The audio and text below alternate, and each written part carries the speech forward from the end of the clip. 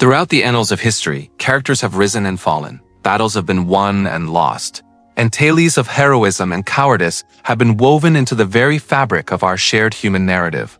As we embark on this exploration, it is imperative to delve deeper into the meaning of cowardice. The shadows of this trait are often projected onto those who falter in the face of adversity, those who back down when challenged, or simply those who act out of overwhelming fear. Historically, societies have considered cowardice not only as a lack of courage, but also as a significant moral failure. Psychological frameworks sometimes interpret it as an overwhelming sense of self-preservation that overrides moral or ethical stances. However, cowardice, like all human traits, is complex. It is not merely about a lack of courage, but also about understanding the presence of deep-seated fears and insecurities. Turning to the era of feudal Japan, the figure of Miyamoto Musashi rises imposingly against the backdrop of warriors, swordsmen, and samurai. His life, marked by grief, solitary travel, and deep introspection, offers an invaluable lens through which to understand cowardice. For Musashi, for whom each duel was a mental and physical battle, cowardice was not seen as mere fear.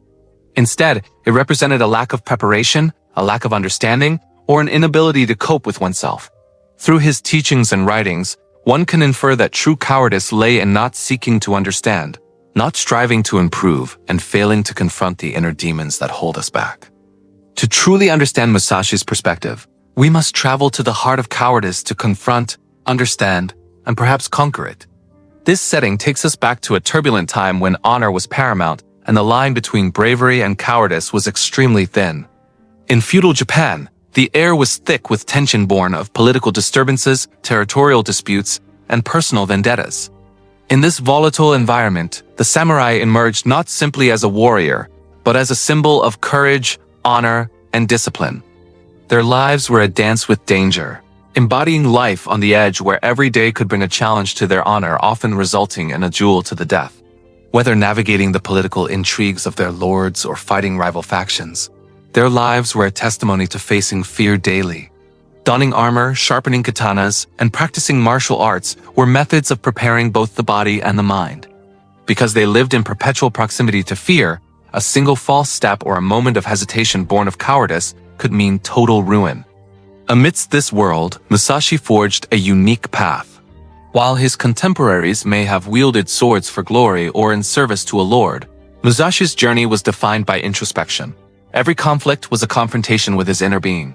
For him, fear was an adversary to be recognized and disarmed. He did not run from fear but confronted it directly, drawing wisdom from its depths. His response to adversity was neither reckless bravado nor paralyzing fear, but a calculated strategy forged in the fires of self-awareness. In the early chapters of Musashi's life, we find a raw, unrefined warrior finding his place in a world dominated by established schools of combat. As a novice, Musashi was not exempt from the unease that lurks for beginners, and legends whisper of moments where he hesitated, overshadowed by more experienced warriors. However, every duel was a lesson in facing oneself. Gradually, youthful hesitations were replaced by a calm strategy. Raw energy was channeled into precision, and fear was redefined as a compass pointing toward growth. Musashi recognized that the art of combat was not restricted to the edge of a sword. For every external enemy, there was an internal counterpart. The line between the physical and the mental faded, revealing that true skill lay in mastering the mind. He emphasized cultivating a mental resistance as robust as steel, training relentlessly, while also meditating and reflecting to nurture an indomitable spirit.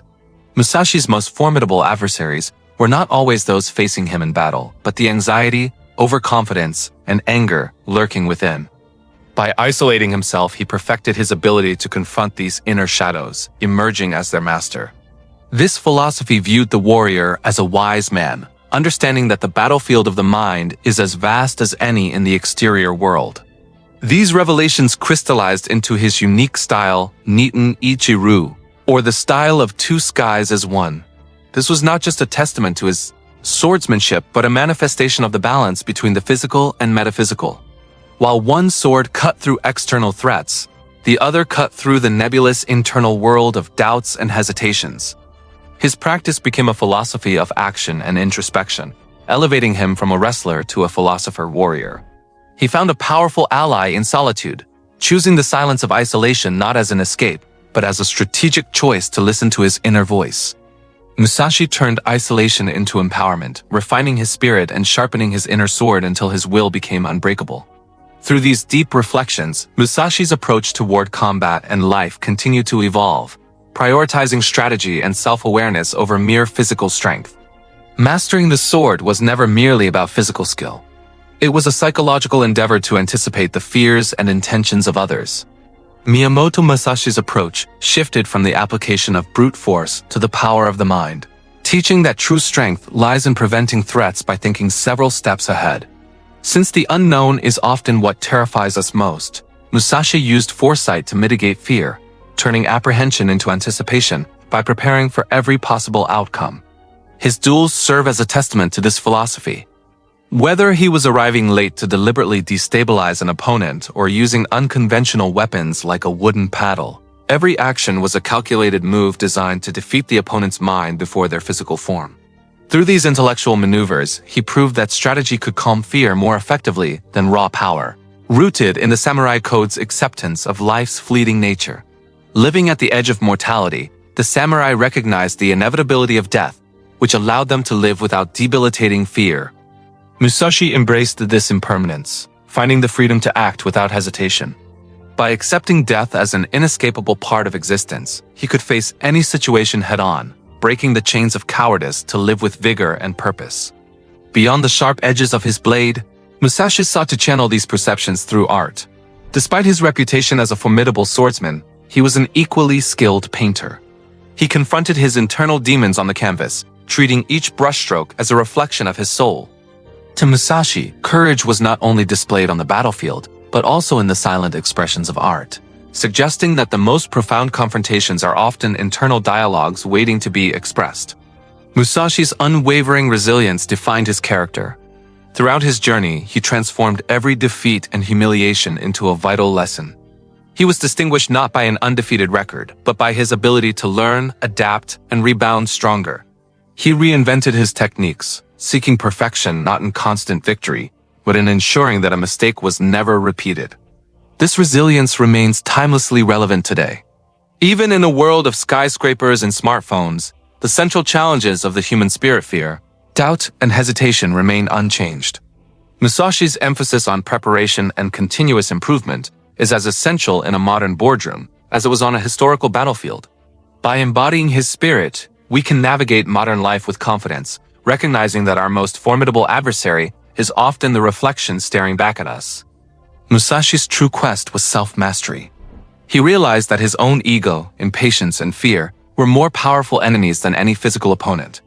To conquer these, he practiced rigorous internal discipline through meditation, contemplation, and art. This process of self-interrogation allowed him to evolve from raw potential into polished mastery. He taught us that the real battlegrounds lie within, and every choice we make reflects our internal dynamics. As we look toward the road ahead, we see that courage is not a destination but a perpetual journey. It is not the absence of fear, but the decision to act in spite of it. Musashi's legacy serves as a guiding light, reminding us that we do not need to be master swordsmen. We only need to be masters of ourselves. By conquering our self-imposed limitations, we discover our true potential and continue the warrior's path within our own lives.